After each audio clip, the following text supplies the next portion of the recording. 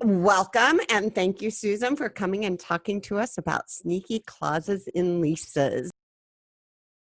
So this is a story. So we had a client who called us, and it was another commercial real estate emergency.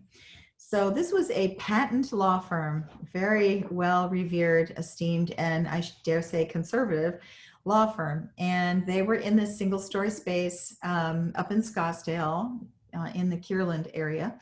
And they were in their space working, minding their own business. And the space next door to them in the same building, those people vacated, and it was during a difficult time in the economy. I want to say 2008, 2009. And the landlord was having trouble leasing that space, and he wound up leasing the space to a pornography film company.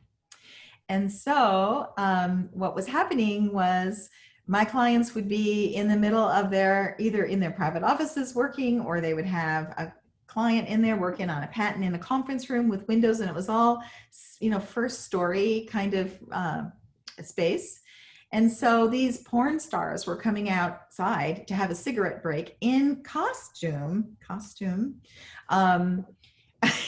Jennifer, great expression. In costume, they were walking around the building, having their smoke and looking in the windows, and they were quite disturbing to everybody. It was impossible to work in there. So we were brought in, and we had to kind of drop everything and help them find a new space, which we did very quickly. And we also put in what we call a decency clause in the new lease, which was perfectly fine because this was a pretty old and conservative location that we put them in. And it was actually a better location at the end of the day, much more prestigious. But the landlord had no problem with a decency clause. That you have to be careful. Look at the space, look at who your neighbors are, think about who your potential neighbors are going to be before signing on that dotted line.